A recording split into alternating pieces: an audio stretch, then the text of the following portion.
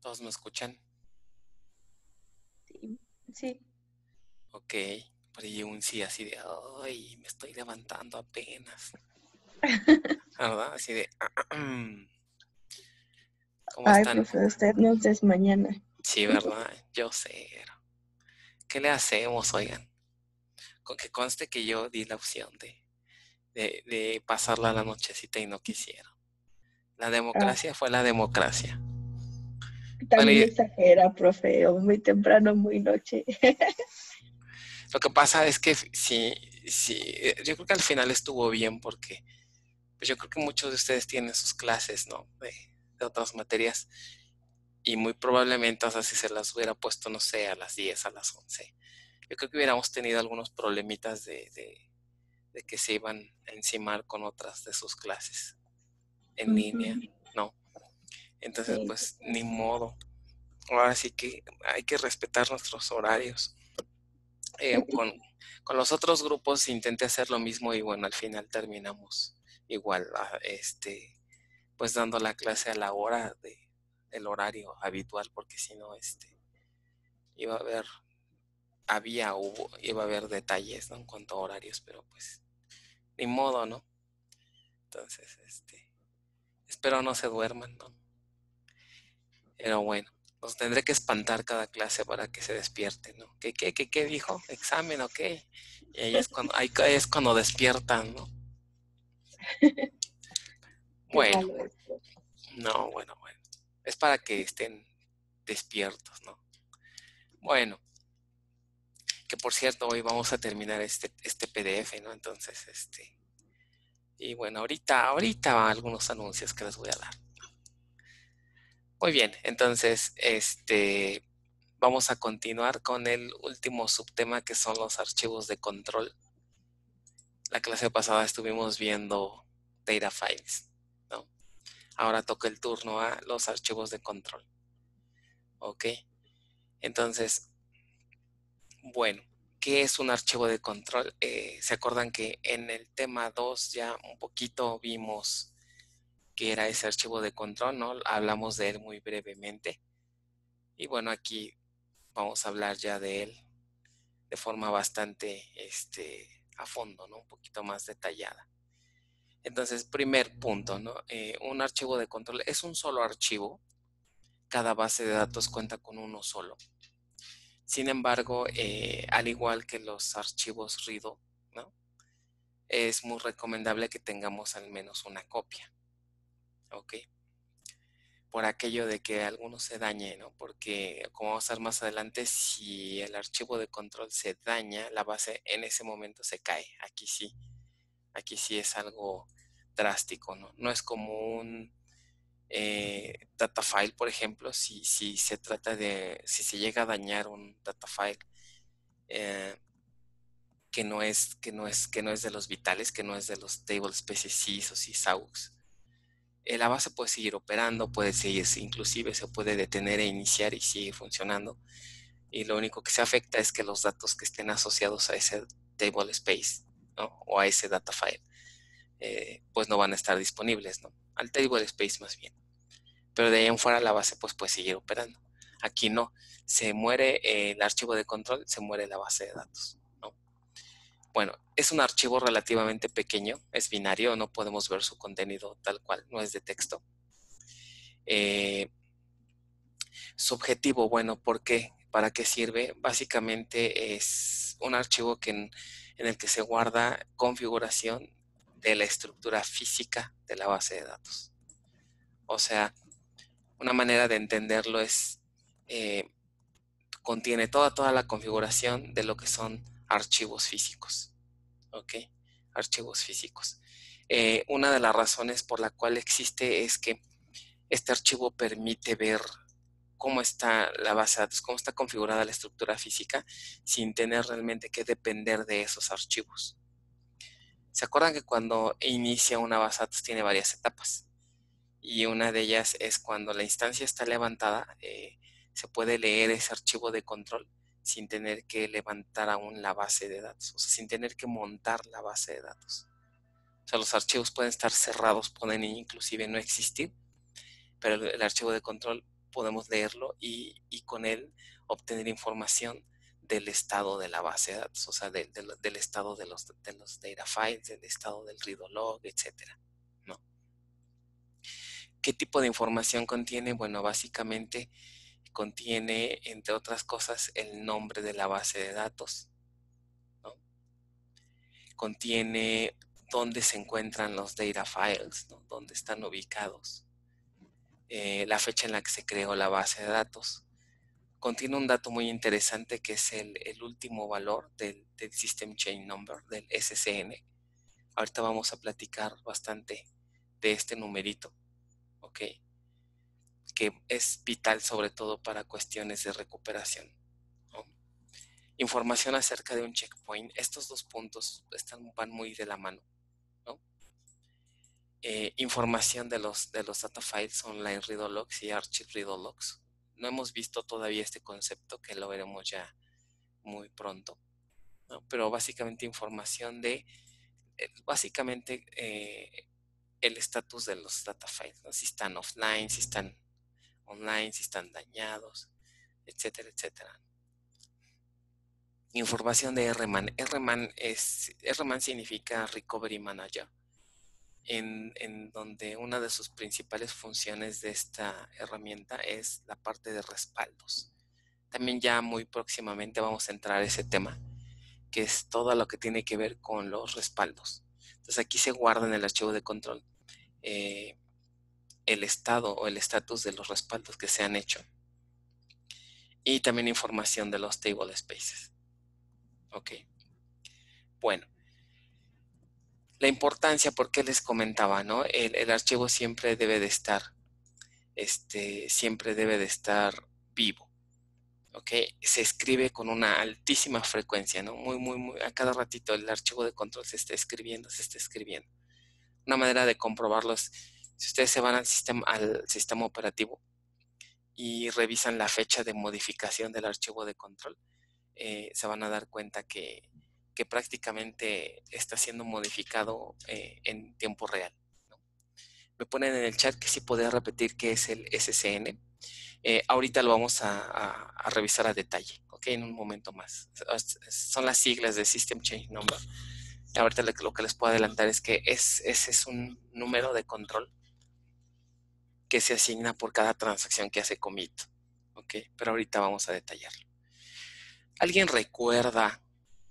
Yo esperaría, igual y no, ¿verdad? Creo que estoy pidiendo demasiado. En dónde se configuran las rutas donde van a estar los archivos de control. Eso lo hicimos en el tema 2. ¿Alguien recuerda de pura casualidad? En el de parámetros, bueno, sí, miren, sí se acuerdan, hasta eso que sí se acuerdan. Es correcto, en el archivo de parámetros, ¿no? Cuando se va a crear la base de datos, se acuerdan que uno de los pasos iniciales fue crear ese archivo de parámetros, ¿no? Ahí es donde se especifican. Y bueno, igual les pregunto otra vez si se acuerdan. ¿Cuántas copias configuramos para la base que ahorita con la que estamos trabajando? 3, U1, U2 y U3. Ajá, U1, U2 y U3, muy bien. Entonces, ese archivo de parámetros, si ven mi terminal, Sí. ok. Si nos fuéramos a verlo, entonces ese archivo de control está en U01, en todos los... Vamos, por ejemplo, voy a cambiar a U02, que es una de las rutas, ¿no? App, Oracle,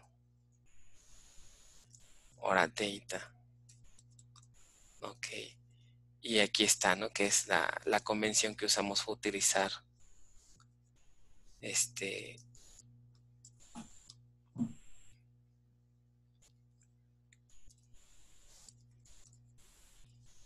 el nombre de la instancia, ¿no? Entonces aquí está uno de ellos, ¿no? En esta ruta, que fue la que configuramos, ¿no? Aquí está el archivo de control, CTL, ¿ok? Que nosotros, cuando configuramos para crear la base de datos, este archivo de control no lo creamos manual, sino quien lo genera es obviamente ya la instrucción create database, ¿no? Entonces aquí está el archivo de control. ¿Ok? Si fijan, tiene fecha de modificación. Es una de las fechas más recientes, ¿no? El 20 de abril, por ejemplo. ¿Ok? Bueno, ¿cómo sabemos dónde se encuentran los archivos de control? Este archivo, este parámetro es el que me dice en dónde está, ¿no? Voy a levantar rápidamente la base de datos voy a levantar el listener, porque en esta clase vamos a usar un poquito la instancia, ¿ok? Entonces, en lo que levanta, ahorita les muestro, ¿no? Para que... Ok, la canción.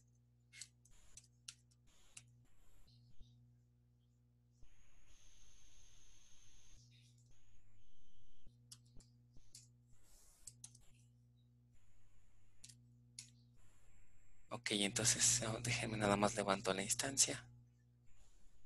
Y en lo que levanta, seguimos explicando. Ok, entonces el parámetro control files es el que me dice las ubicaciones donde están esos archivos de control. Ok, entonces vamos a ver uno de los puntos más interesantes. Conforme vayamos avanzando a los temas subsecuentes, vamos a ir recordando un poquito qué relación tiene lo que estemos estudiando con el control file. Ok, para ir entendiendo su razón de ser, ¿no? Como comentábamos hace un rato, una manera de entender su razón de ser es, pueden verlo como una especie de backup, como una especie de archivo de control que me va indicando cómo van cambiando las estructuras, ¿no?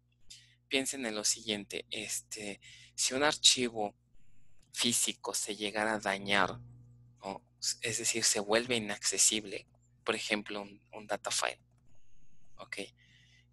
Si se llega a dañar, si su header se daña o si el disco duro donde está almacenado se daña, la base de datos perdería toda información acerca de ese archivo. Por ejemplo, no podría conocer hasta dónde se quedó en cuanto a datos, ¿no? Qué datos tenía o qué estatus tenía antes de que ocurriera el problema. Bueno, para eso está el archivo de control. Al tener información o metadatos de esa estructura física en el archivo de control, con esa información que tiene en el archivo de control, la base de datos más bien puede o va a tener la capacidad de restaurarlo, de recuperarlo. Ok. Ah, mira, ¿sabes qué? Un data file ya se murió. Ah, ok, no importa. ¿Por qué? Porque en el archivo de control tengo su nombre, tengo su ubicación, tengo hasta dónde debería de contener datos, ¿no? Hasta qué punto debe de tener datos. Entonces, con toda esa información y a partir de un respaldo existente, se puede restaurar ese archivo. Entonces, de ahí la importancia del archivo de control. Okay, lo mismo va a ocurrir cuando veamos los famosos read logs archivados. Okay, toda esa información del estatus de los online read logs se guarda en el control file justamente para poder hacer recuperaciones cuando algo le pase a las estructuras físicas. Uno de esos puntos es justamente el proceso de recovery. Okay, también un poquito más adelante vamos a hablar ya de lleno. Este es uno de los procesos más interesantes que tienen las bases de datos, la capacidad de recuperarse cuando ocurra una falla. ¿Ok? Entonces, para poder entender qué es el SCN, y la pregunta que nos hace aquí David es completamente válida, ¿no? Es un concepto que no hemos visto a detalle, ¿ok? Y es un poquito complicado de entender, ¿no? Tiene bastante, ¿por qué? Porque tiene relación con muchos de los conceptos que ya hemos visto hasta ahorita. Entonces, mucho ojo aquí con la explicación que vamos a dar, ¿no? Si les quiere dar sueño, no sé, ustedes saben la técnica para mantenerse despierto, entonces aplíquenla, ¿no? No quiero entrar en cosas, ¿no? en intimidades entonces. Ustedes saben cómo se mantienen despiertos, ¿no? Bueno, entonces, para poder entender esto del System Change Number y que tiene que ver el control file con un proceso de recovery, necesito repasar un poquito y quise resumir un poquito estos conceptos que ya los vimos, pero es yo creo que muy importante que los volvamos a repasar muy brevemente, ¿no? Entonces, fíjense, para entender cómo funciona esto, vamos a recordar los siguientes conceptos. ¿Se acuerdan? En temas anteriores vimos los procesos de background y uno de ellos es el locwriter. Recordando qué hacía locwriter, alguien rápidamente me dice qué hacía locwriter. ¿Cuál era su principal tarea del locwriter? Sincronizaba el readlog buffer con los archive readlogs. No con los archive o con los archive readlogs, sino más bien con los online readlogs. Online readlogs, sí, Ajá, sí, sí. ¿no? Y decíamos también que en qué momento ocurría esa sincronización cuando pasaban cuando ocurría alguno, por lo menos alguno de estos eventos. O sea, no tienen que ocurrir todos, ¿no? Con uno que ocurra es suficiente. Uno es cuando un user process hace commit de una transacción, que este es uno de los más importantes, ¿no? O sea, cuando un usuario lanza la instrucción commit, va a provocar que este proceso sincronice. O cuando ocurre un log switch, o cuando el redo buffer alcance 1/3 de su capacidad o contenga 1 mega de datos en su buffer. O cuando hayan pasado 3 segundos desde la última escritura en los online read logs. O el otro, cuando el otro proceso, dbwriter, ¿se acuerdan del otro proceso? ¿No? ¿Se acuerdan cuál era la diferencia entre dbwriter y locwriter? ¿Quién me dice ahorita de manera rápida? dbwriter era más, bueno, tardaba más, ¿no?, en escribir, por eso es que trataba de despertar lo menos posible. Ajá, como ahorita ustedes, ¿verdad? Tratan de despertar lo menos posible, así, ay, sí, solo los lunes y los miércoles. Solo los lunes y los miércoles. Y ok. por eso, bueno, y por eso trataba de ser menos, de activarse de menos frecuencia, ¿no? Con menos frecuencia, exacto. ¿Y por qué sincroniza dbwriter? En lugar de sincroniza ¿de dónde a dónde? Me parece que del online, no, del buffer caché a los data files. Exacto. De los buffers sucios que están en el db buffer caché hacia los data files, ¿no? Ok, muy bien. Entonces, cuando este procesito despierta, antes de que sincronice con data files, debe decirle al logwriter, oye, logwriter, ya voy a escribir, ¿no? Y el logwriter dice, qué milagro, ¿no? ¿Cuánto tiempo hace que no escribías, ¿no? Algo así. Entonces, logwriter, antes de que dbwriter escriba, debe de escribir logwriter. Ese es un protocolo muy, muy importante que se llama el Write Ahead Protocol. Write Ahead Protocol. ¿Ustedes por qué creen, se imaginan que dbwriter debe escribir primero?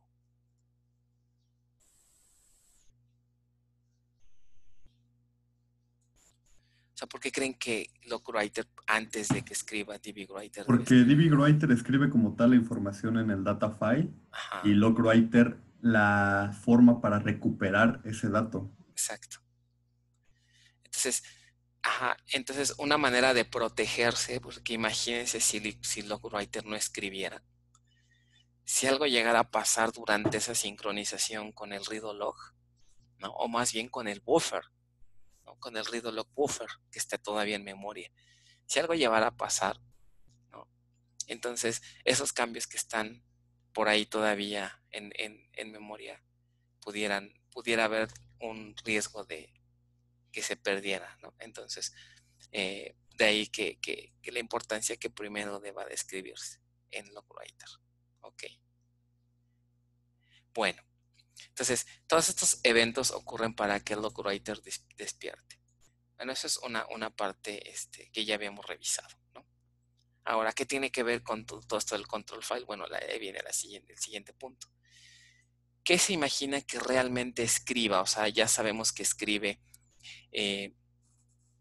todos los cambios que se producen en una transacción para que puedan ser después reconstruidas, ¿no? Pero si hacemos todavía un zoom más allá, vamos a observar que LogWriter, aparte de escribir los cambios que hace un usuario, ¿no?, escribe más cosas, ¿ok? Hace más cosas. Entonces, ¿qué son esas cosas? Bueno, dice aquí, fíjense bien, LogWriter escribe varias entradas al online read log. A esas entradas se les conoce como vectores de cambios, ¿ok? Ahorita con la idea que nos vamos a quedar es que el vector de cambio contiene toda la información que se necesite para poder hacer justamente una reconstrucción de los cambios que está haciendo el usuario. Entonces, ahorita nos vamos a quedar con la idea de que todas estas operaciones, vean aquí el diagrama, los inserts, los updates, operaciones delete que tengan la transacción, van a ir a dar a un vector de cambios. Ok. Digamos, este insert va a tener su vector de cambios, este update va a tener su vector de cambios y así. O sea, en una misma transacción pueden haber n vectores de cambios. Y les digo que ahorita nos vamos a quedar con esta idea porque cuando lleguemos al tema ya de ver la estructura real de un online read log, vamos a ver que este vector también contiene, aparte de esta información de los cambios que hace un usuario, tiene otras cosas. Pero bueno, ahorita no me meto más allá porque si no nos hacemos más bolas, ¿no? Entonces, contiene todos estos vectores que ahorita les digo, vamos a asumir que lo que contienen son la información necesaria, la descripción necesaria, los metadatos necesarios que se asocian con todas las operaciones de ML que hace un usuario. ¿Ok? Ahora, aparte de estos vectores de cambios, contiene un elemento más que se le conoce como como un commit record. ¿Ok? Ese commit record se agrega, ¿no?, cuando el usuario lanza un commit de su transacción. Entonces pueden verlo así. Imagínense que los vectores son todos los inserts, son todos los updates, son todos los deletes, toda la información requerida para reconstruir la transacción, ¿no?, están en los vectores de cambio.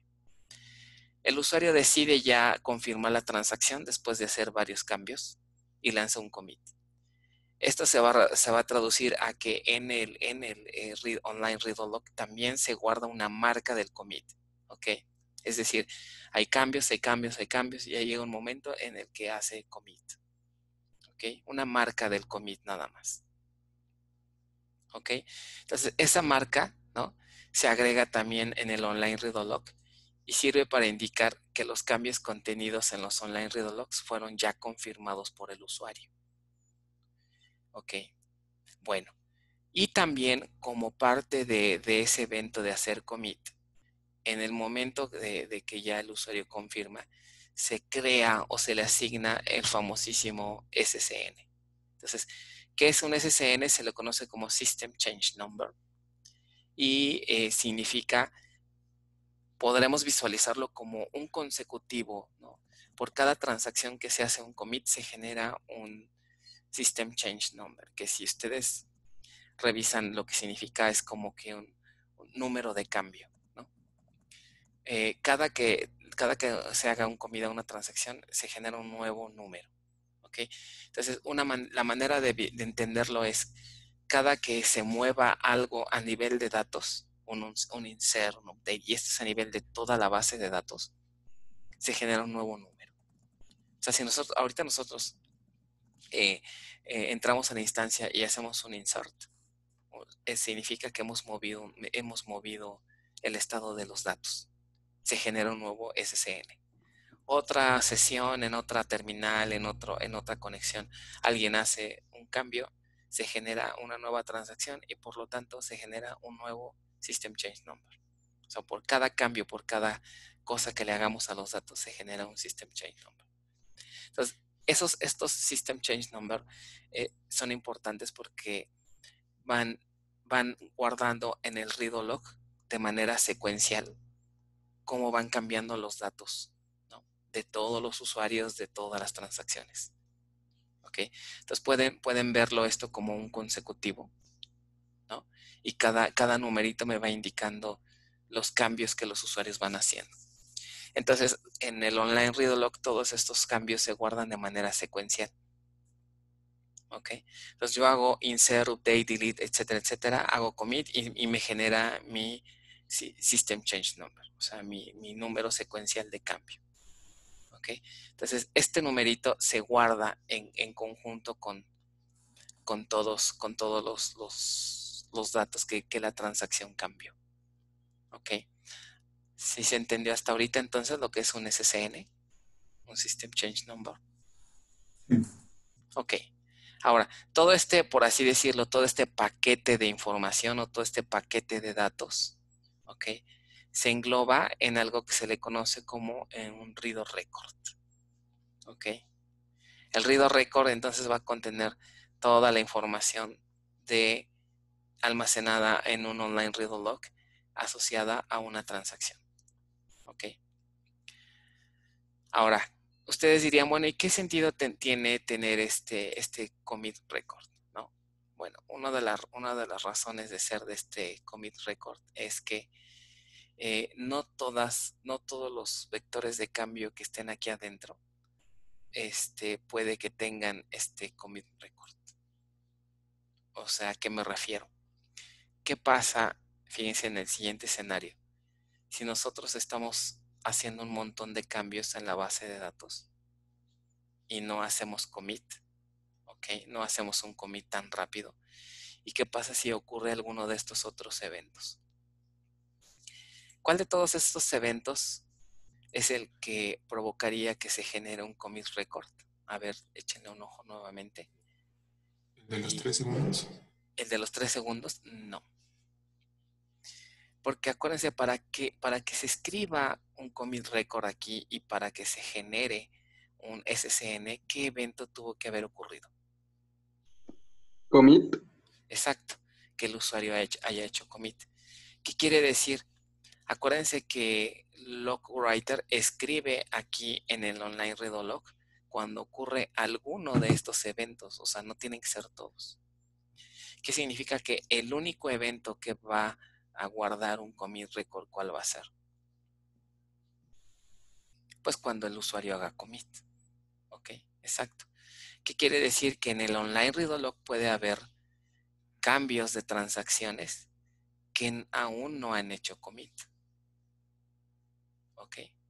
¿Por qué? Pues porque simplemente se generó o ocurrió alguno de estos eventos que no tienen que ver con el commit.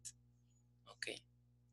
Entonces, ¿se acuerdan que alguna vez también en alguna clase comentamos que el online read log puede tener justamente cambios, vectores de cambios que provengan de transacciones que aún no han hecho commit?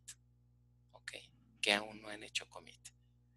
Entonces, eso es perfectamente normal. ¿Ok? Bueno, entonces lo importante aquí es que nos quede bien claro que es un commit record y que es un SCN. ¿Ok? Bueno, entonces si no hay más dudas, seguimos avanzando. Ahora la siguiente pregunta es, ¿qué escribe LogWriter en el online read log cuando se produce un evento diferente a commit? Bueno, con lo que acabamos de ver diríamos que pues escribe exactamente lo mismo, nada más que lo que no va a existir pues va a ser el commit record porque no se ha hecho commit, ni tampoco el SCN porque no hemos hecho commit. ¿Ok? Entonces, un System Change Number únicamente se va a generar cuando ya el usuario confirma los cambios que está haciéndole a la base. ¿Ok? Entonces, mientras no se haga commit, no se pueden considerar esos cambios como un cambio real a los datos. ¿Por qué? Porque son cambios no confirmados. ¿Ok? Entonces, el System Change Number no se va a generar porque los cambios no se han confirmado. Por lo tanto, estos dos puntos que ven aquí, estas dos entradas, pues no van a existir. ¿Ok? Bueno, ahora, hasta aquí vamos bien. Ok, ahora otro concepto que también ya vimos. ¿Se acuerdan de lo que era un checkpoint? ¿Quién me dice ahorita de lo que vimos de lo que era un checkpoint?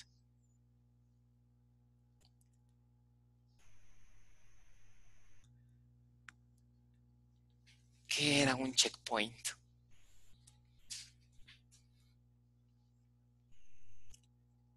Una señal para iniciar el DB Writer. Ok, sí, es una manera de verla. Ok, es una señal que se produce para que tiene que ver con la escritura de DB Writer. También me ponen en el chat, es como una marca, ok. Entonces, una manera sencilla de entender, sobre todo con base a lo que estamos viendo aquí, es, aquí si se fijan se generó un read record, ¿no? Que contiene todos los datos de una transacción. Pero ¿cuántas transacciones pueden ocurrir cuando la base está arriba? Pues imagínense, ¿no? Miles y miles y miles de transacciones, ok. Entonces, el online read log empieza a volverse una especie de fila, ¿no? Una fila de read records. Entonces, vienen más transacciones, entonces cae otro read record, otro read record, otro read record. Entonces, esto se vuelve a hacer una lista, una pila, una fila de read records, ¿no? Esos read records en algún momento se tienen que sincronizar con los data files, acuérdense, ¿ok? Entonces, se empiezan a sincronizar, ¿ok? Entonces, en realidad cuando DB Writer va a sincronizarse con los data files, ¿ok? Toma en cuenta estos read records, ¿ok? Entonces, el online read log pueden verlo como una fila de cambios que están en espera de ser sincronizados con data files, ¿ok? Entonces lo que hace Checkpoint es, oye, ¿sabes qué? Ya hay demasiados read records formados, entonces vamos a pedirle a DB Writer pues que nos ayude, ¿no? Para que esa fila de read records pendientes por ser sincronizados pues vaya disminuyendo, ¿no? Se hagan de cuenta como que esto es no sé si alguna vez les ha tocado hacer una fila, si les ha tocado hacer fila larga de algún, sobre todo cuando están formados para hacer algún trámite o algo. Y luego, no sé si les ha pasado que de repente el personal del servicio que quieren recibir, no sé, les empieza ya a pedir sus datos, ¿no? Entonces sale ahí el típico empleado, ¿no? de la dependencia donde están ustedes formados y les pide como sus datos, ¿no? De repente, no sé, les pide, hay veces que les van pidiendo sus documentos, ¿no? O les van haciendo documentos. A ver, voy a ir revisando documentos en lo que ustedes están en la fila para ir avanzando, ¿no? Y normalmente, les dicen, a ver, hasta aquí voy, ¿no? Ya revisé los primeros 10 de la fila, ¿no? Y entonces, los primeros días vayan pasándole, ¿no? Ya revisé sus documentos, entonces pásenle, ¿no? Y así se va. Entonces, el checkpoint lo que hace es justamente, como comentaban aquí, ¿no? Escribe una marca, ¿ok? Pero vamos a ver más a detalle en qué consiste esa marca. Entonces, el checkpoint ya a nivel ya muy técnico es una pequeña estructura de datos que indica la posición dentro del read log, a partir del cual debe iniciar una posible recuperación de datos en caso de una falla. Y yo sé que ahorita que leyeron esto se quedaron igual, ¿no? Así de, ok, sí, mucho gusto, no entendí nada, ¿no? Pero bueno, ahorita lo van a entender. Bueno, ¿qué tiene que ver eso con una recuperación? Bueno, bien, visto de otra manera, de otra forma, esta posición apunta directamente a un SCN. Entonces, fíjense, esta marca justamente me lleva a una posición de un System Change Number. Entonces, hagan de cuenta que el checkpoint puede decir que esa marca está ahorita apuntando a este SCN. Entonces, aquí habría un checkpoint, CHK. ¿Ok? Tiempo después, esto va avanzando y entonces esta marca de checkpoint puede ir avanzando. ¿Ok? Bueno, más bien aquí, siendo un poco estrictos, esa marca en lugar de ir hacia abajo, digamos, estaría moviéndose hacia arriba. ¿Ok? Hay más cambios, entonces va moviéndose hacia arriba. ¿Por qué hacia arriba? Bueno, imagínense que conforme las transacciones van metiendo y metiendo y metiendo datos al online read log, ¿no? O Se está conforme... cortando un poco, profe. ¿Me están escuchando cortado? 2 minutos.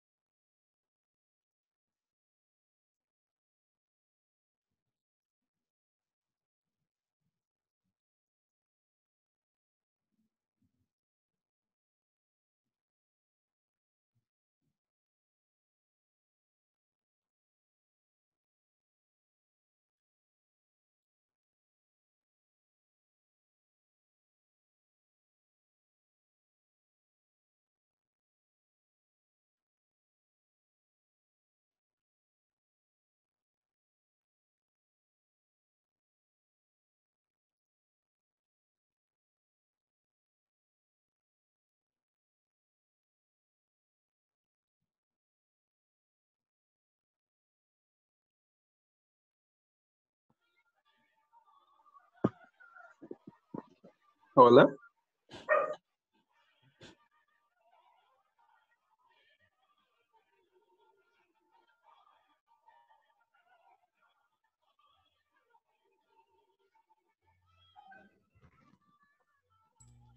Bueno, ¿me escuchan?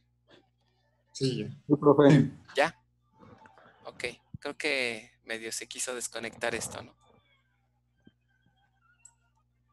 Ok, creo que ya estamos de regreso. ¿Me escuchan bien o me escucho cortado? no, se escucha bien. Escucha bien. Ok, bueno. Entonces vamos a continuar. ¿Qué fue lo último que me escucharon bien? ¿Cómo se relaciona el checkpoint con el CSN? El checkpoint. Que se generaban unas marcas. Ok, entonces esa marca, digamos, en realidad me apunta a un SSN. Ok. Entonces, decíamos, viste de otra forma, esta posición apunta directamente a un SSN. Ok. Acuérdense que puede haber muchos System Change Numbers en el online read log, ¿no? Entonces, Profe, otra vez se escucha entrecortado. ok, la Ya no canción. se escucha, profe. ¿Saben qué? Voy a reiniciar la sesión. Ok. Vale. A ver si se mejora, ¿no? Y sirve que checo aquí la conexión. Ahorita regreso entonces.